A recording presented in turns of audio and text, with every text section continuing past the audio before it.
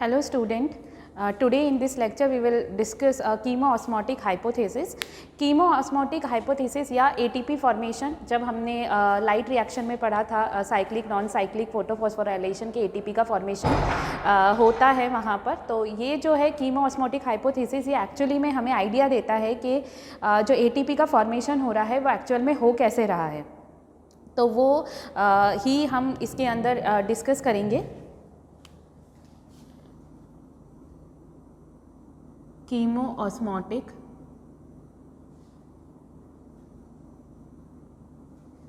hypothesis और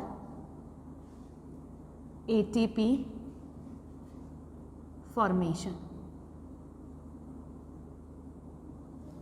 It was proposed by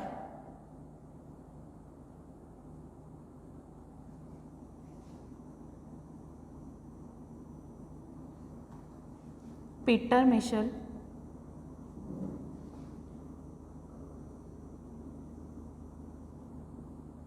Michel ने इसको एक्सप्लेन किया था कि जो ATP का फॉर्मेशन है वो होता कैसे है.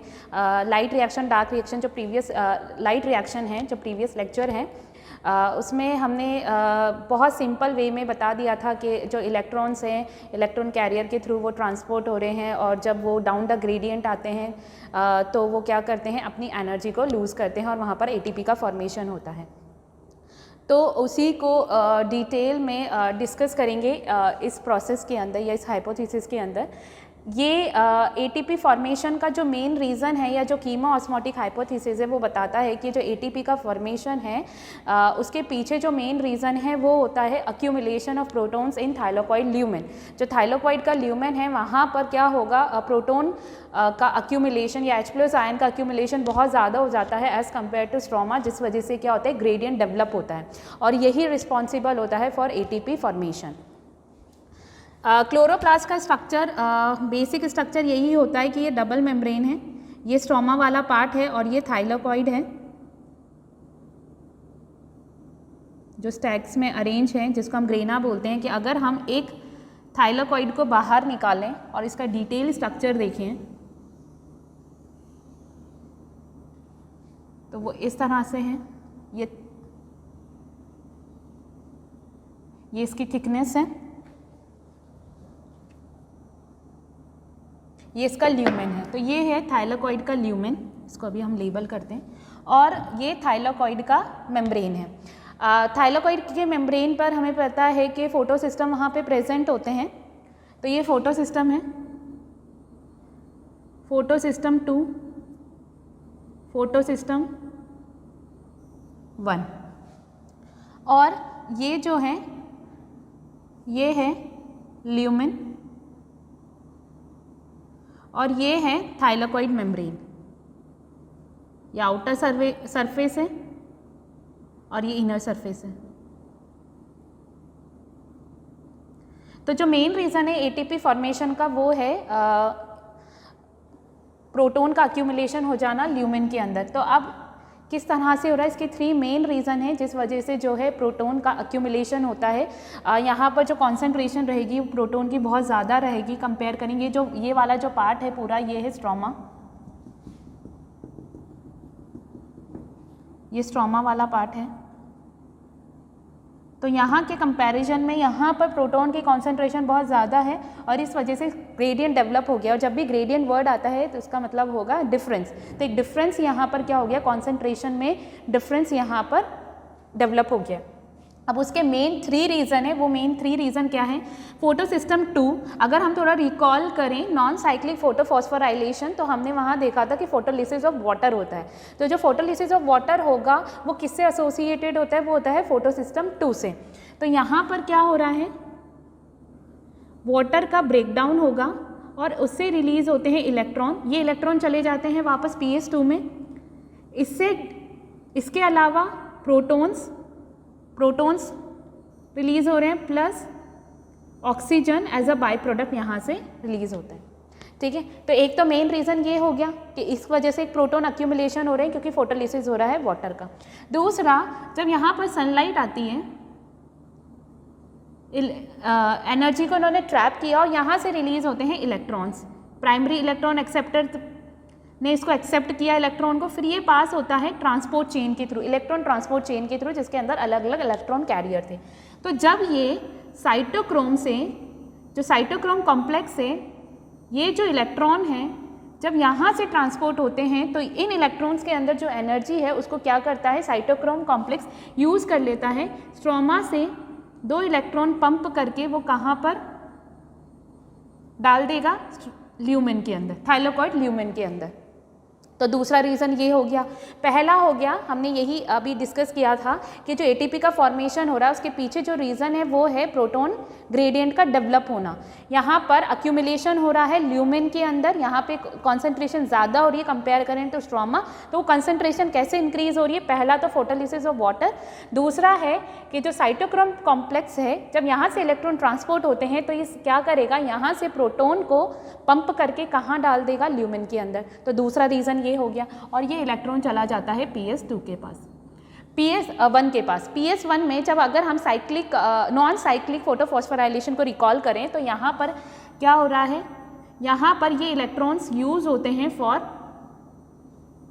NADP प्लस रिडक्शन के लिए, और यहाँ पर भी यूज़ होते हैं प्रोटॉन्स, और इससे बनता है NADPH प्लस H प्लस। तो यहाँ पर क्या कर रहा है, यहाँ पे जो एंजाइम है, थर्ड रीज़न जो है वो है NADP रिडक्टेज। अब ये एंजाइम क्या कर रहा है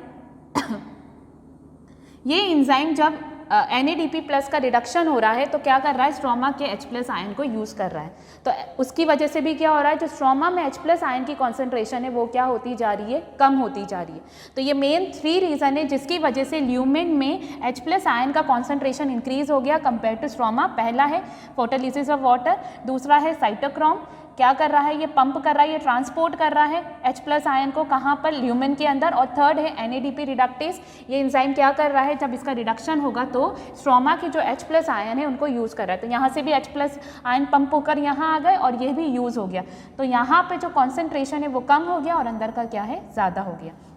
अब कोई भी चीज़ अगर अपनी ज़्यादा अमाउंट से अपने कम अमाउंट पे जाती है तो एनर्जी जो है उसके अंदर एक्स्ट्रा वो रिलीज़ करती है। जैसे अगर हम कहीं हाइट पे खड़े, किसी माउंटेन पे खड़े हैं और अगर हम वहाँ से नीचे आते हैं तो हमारे अंदर जो एनर्जी हम उसको लूज़ करते आएंगे। सेम यही कॉन्सेप्ट यहाँ पर है कि अब जो प्रोटॉन का कॉन्सेंट्रेशन यहाँ इंक्रीज़ होने लगा है, यहाँ डिक्रीज़, एक ग्रेडियंट डेवलप हो गया। अब क्या होगा, इसकी वजह से pH का डिफरेंस भी आ गया। अब क्या करना पड़ेगा, इनको वापस से बाहर जाना पड़ेगा। तो ये जो है सिंपल ऐसा नहीं है कि डिफ्यूज़ होकर थाइलाकोइड मेम्ब्रेन से बाहर चलेगा। इसके लिए यहाँ पर एक कॉम्प्लेक्स होता है जिसको हम बोलते हैं ATP सिंथेटिस कॉम्प्लेक्स या कपलिंग फैक्टर, या वो एक तरह का कॉम्प्लेक्स है जिसके थ्रू ही क्या होंगे, ये जो प्रोटॉन्स हैं वो कहाँ जाएंगे, वापस स्ट्रोमा में। इसके 2 पार्ट होते हैं, एक ये, इसको हम बोलते हैं F0 और ये है F1 पार्टिकल, ठीक है। ATP सिंथेटिस भी हम इसको बोलते हैं। ये जो पूरा है ये है CF पार्टिकल,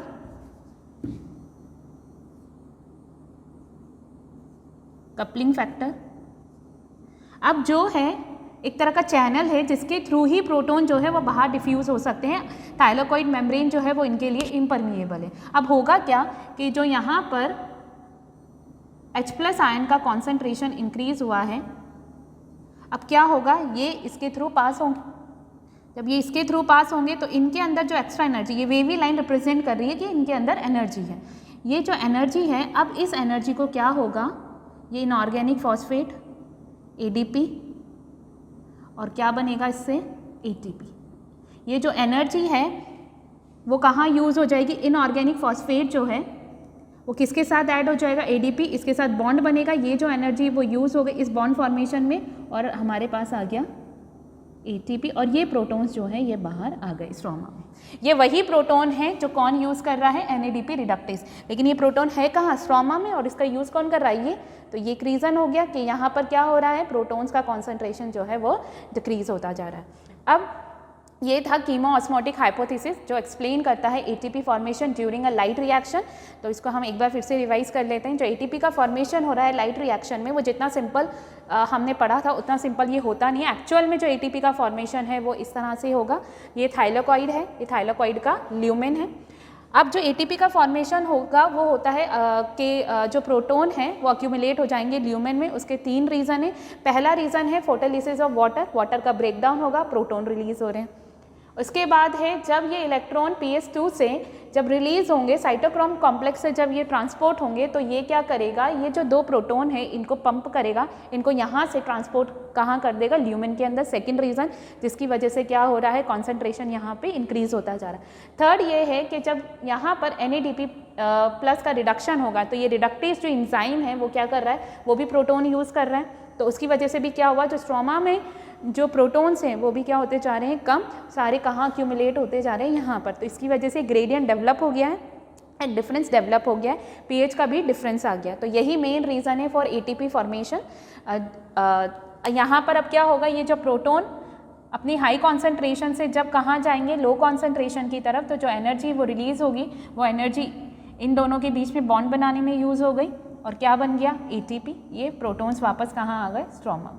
तो ये है कीमो-ऑस्मोटिक हाइपोथेसिस। नेक्स्ट जो हम डिस्कस करेंगे वो है factors affecting photosynthesis.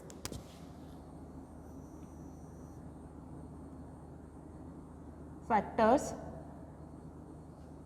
Affecting photosynthesis. पहला फैक्टर है लाइट। लाइट जो है फोटोसिंथेसिस जो है वो होता है विजिबल रीजन में। मैक्सिमम फोटोसिंथेसिस होगा रेड में फॉलोड बाय ब्लू। तो जो मैक्सिमम फोटोसिंथेसिस है red and then followed by blue. बहुत ज़्यादा लाइट इंटेंसिटी होने पर क्या होगा, डिस्ट्रक्शन स्टार्ट हो जाता है क्लोरोफिल मॉलिक्यूल का, जिसको हम बोलते हैं सोलराइजेशन। तो जब क्लोरोफिल मॉलिक्यूल का डिस्ट्रक्शन हो जाएगा तो फोटोसिंथेसिस की रेट क्या होगी, डिक्रीज होगी। तो at very high light intensity